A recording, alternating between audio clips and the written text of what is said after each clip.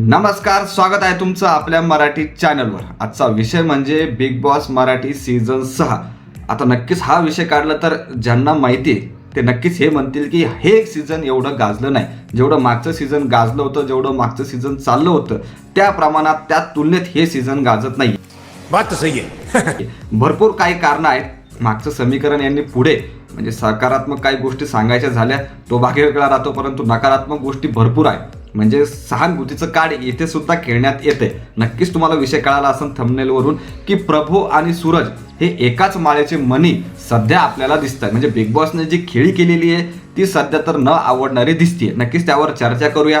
कोण कोण घराबाहेर जातंय, आता कोण विजेता होऊ शकतं त्यावर सुद्धा चर्चा करणार आहोत। त्यामुळे सबस्क्राईब केलं नसेल चॅनल तर एकदा नक्की करा।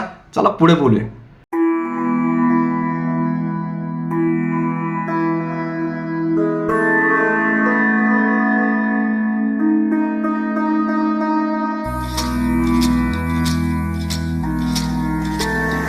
तर गोष्ट सुरू होती ही मागच्या सीझन पासून। मागच्या सीझन मध्ये आपल्याला भरपूर रेस्टार दिसले, भरपूर आपल्याला मालिकेतील स्टार दिसले, भरपूर आपल्याला चित्रपटातील स्टार दिसले। असं एक अत्यंत कडक असं समीकरण आपल्याला दिसलं। आता बिग बॉसला वाटलं की तेच समीकरण आपण पुढे चालवावं, त्याच्यातलं थोडंफार मायनस त्यांनी गोष्टी केल्या। अर्थातच त्यांनी चित्रपटातील सुपरस्टार जे म्हणतो आपण ते आणले नाही या सीझनमध्ये आणि भरपूर रीलस्टार भरले। आता यामध्ये विचार करण्याची गोष्ट होती की एवढ्या रीलस्टारची गरज आहे का? बिग बॉस हे प्रेक्षक जे पाहणार आहे ते फक्त रीलस्टारवालेच आहेत का?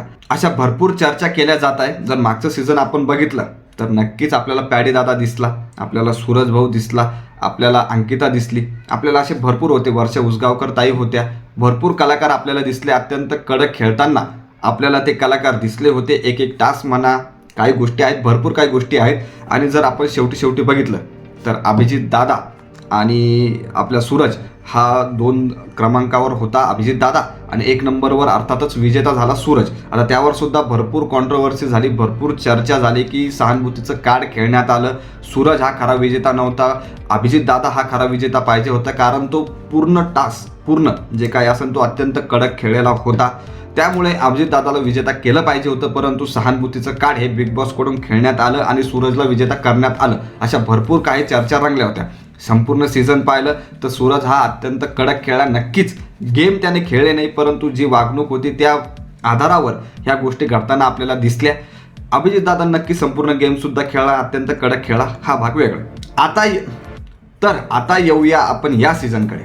तर आपण जर बघितलं तर प्रभू या सीझनमध्ये आहे, रीलस्टार आहे तो नक्कीच स्टेप म्हणजे जे आपण म्हणतो सूरजच्या पावलावर पाऊल टाकण्याचा हा भाऊ प्रयत्न करतोय, परंतु काही प्रमाणात तो जास्तच करण्याचा प्रयत्न करतोय इथे।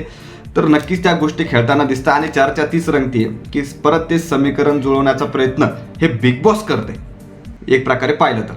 आता खरं पाहिलं तर प्रेक्षकांना ही भीती वाटते की जे मागच्या सीझनमध्ये केलं तेच समीकरण इकडं त्यांनी जुळवावं नाही।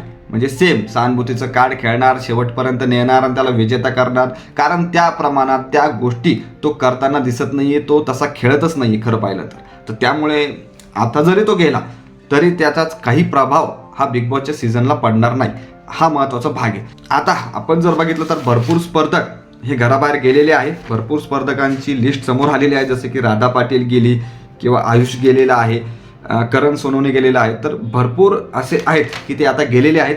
आणि आता जर आपण बघितलं तर कोण कोण घरामध्ये आहे तर नक्कीच विशाल आहे जो की एक लीडर टाईप खेळतोय, दीपाली आहे, सागर दादा आहे, तन्वी आहे, राखी आहे वाईल्ड कार्ड एंट्री म्हणून कडक खेळते। जे सीझन एकदम थंड चाललं होतं त्याच्यामध्ये मीठ मसाला टाकण्याचं काम हे राखीने केलेलं आहे। तर भरपूर जण आहेत जसे की रुचिता आहे अजून, तर भरपूर काही गोष्टी घडताना दिसत आहेत। परंतु मूळ मुद्दा जो होता की सूरज आणि प्रभू एकच माळेचे मणी दिसत आहेत तर ते सत्य होताना दिसतंय। तर तुम्हाला या संदर्भात काय वाटतं नक्की कमेंट करून सांगा। बिग बॉस बघत असाल तर बाकी सबस्क्राईब करायला विसरू नका। धन्यवाद।